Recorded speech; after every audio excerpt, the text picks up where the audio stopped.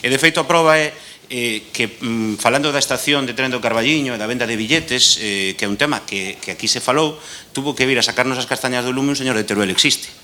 Tuvo que vir un paisano que se chama Guitarte, de Teruel, que seguramente nunca pisou o Carballiño, e na súa negociación co goberno de Madrid para a investidura de Pedro Sánchez, poñer en riba da mesa, entre moitas outras de España, que a estación do Carballiño mantivera a venda de billetes. Ninguén en Galicia conseguiu o que conseguiu este señor de Teruel existe.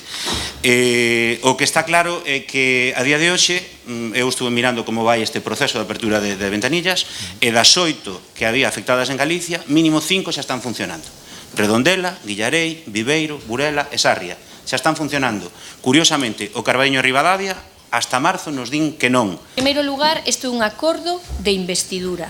Non é o programa político do Bloque. É un acordo puntual dunha organización responsable que evitou que houbese outras eleccións.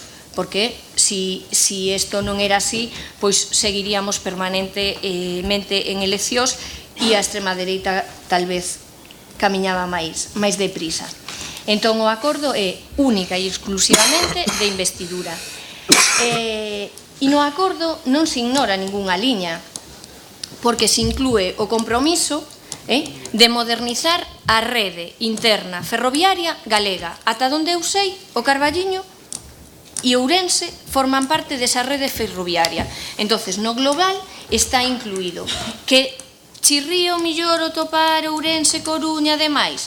Bueno, nos temos, por unha banda, a liña do Avant, que se non pasa polo Carballiño, saberá o PSOE e o PP por qué.